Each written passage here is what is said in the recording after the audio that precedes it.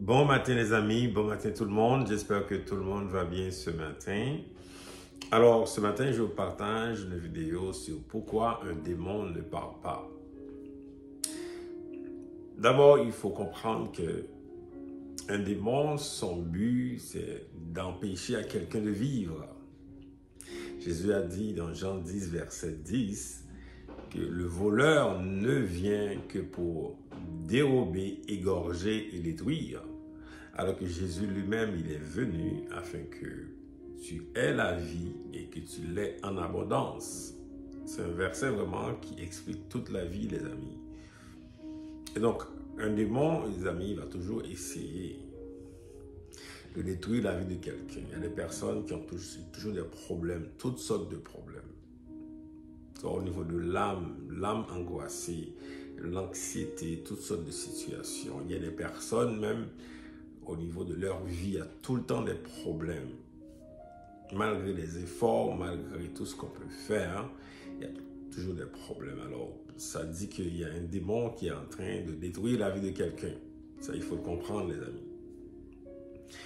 Maintenant, malgré les efforts que la personne peut faire, le démon est encore là. Maintenant, on se pose la question, pourquoi un démon ne parle pas? Il y a plusieurs raisons à cela.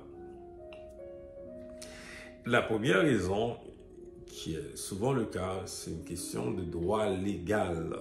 Droit légal. Quand dans Colossiens 3, la Bible nous dit que Jésus a brisé l'acte. Il a brisé l'acte qui nous condamnait. Donc, s'il y a un acte qui nous condamne, donc il y a eu donc un tribunal, il y a eu donc d'accusation, vous comprenez? Et donc, il y a des personnes qui vivent, mais que le démon a un droit légal sur leur vie. Un droit légal, c'est quelque chose qu'on peut expliquer pendant longtemps, mais il faut juste le comprendre tout simplement. Il y a eu dans la vie de la personne, dans la famille surtout, une iniquité. Quelque chose que quelqu'un a commis dans cette famille, et vous savez que ça peut durer longtemps. Donc, dans plusieurs générations, on voit qu'il y a un pattern de destruction, un comportement qui ne change pas, un problème qui ne change pas, que ça tombe sur quelqu'un. C'est ça un droit légal. Et donc, quand le démon a un droit légal, les amis, il faut briser ce droit légal. Alors, il faut d'abord le reconnaître. Il y a des gens qui ne vont pas le reconnaître. Il faut d'abord le reconnaître. Et deuxièmement, d'aller devant le Seigneur pour que cet acte légal, donc par la repentance, on se repent, par la repentance devant le Seigneur, devant la cour de justice de Dieu, on se repent afin que le Seigneur brise cet acte. Ça, c'est la première raison qui explique qu'un démon ne parle pas. Droit légal. La deuxième raison qui explique qu'un démon ne parle pas, c'est que la personne continue dans le même comportement. On peut arriver à chasser un démon, mais la personne revient toujours à la charge, revient toujours au même comportement, revient toujours au même péché, dans les choses que la personne devrait changer complètement. La personne continue dans le même pattern, dans le même comportement. Ça veut dire que le démon, lui, il sait qu'il est bienvenu. Il ne va pas partir parce que la personne continue dans le même comportement. C'est une question de changement, les amis. Donc, si la personne veut que le démon parte, il faut l'affaiblir. Et l'une des façons, c'est vraiment de changer de comportement. Il y a toutes sortes de choses, les amis, qui se passent dans la vie des gens. Les gens s'accrochent à des comportements qui sont mauvais. Et bien, le démon va rester. Pour lui, là, il va rester. Pour lui, c'est que tu l'aimes, tu veux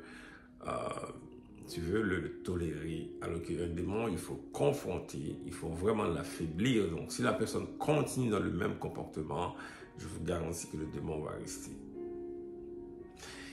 La troisième raison qui explique qu'un démon ne parle pas, c'est que la personne adore des faux dieux, des fausses religions, et même aussi des chrétiens qui ont des pratiques qui sont anti-bibliques.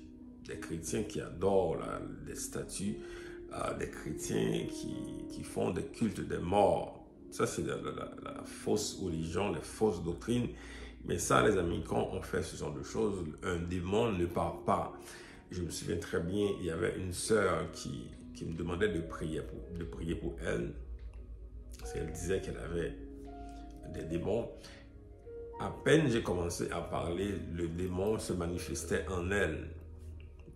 J'ai commencé à prier pour chasser le démon. À un moment donné, j'ai dit, ma sœur,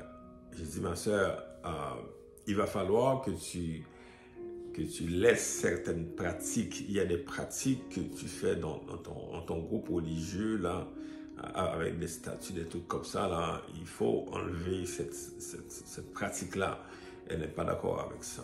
Bon, moi, je ne pouvais rien faire. Donc, elle voulait garder ces choses-là, ces pratiques qui sont totalement anti-bibliques, des pratiques que même la Bible a interdit, que la personne, elle se dit chrétienne, ben, continue de pratiquer ces choses, mais le démon va rester. Alors les amis, c'est important, il faut être très radical. Il faut être vraiment très radical pour vivre dans la paix. Il faut chercher la présence de Dieu. Il y a un passage biblique que j'aime beaucoup dans 2 Corinthiens 3, verset 15. La Bible dit, là où est la présence du Seigneur, là aussi est la liberté. Et je crois ultimement, ce qui nous donne la liberté, c'est la présence de Dieu, de chercher le Seigneur à tous les jours. Que le Seigneur vous bénisse. Passez une bonne journée. À bientôt.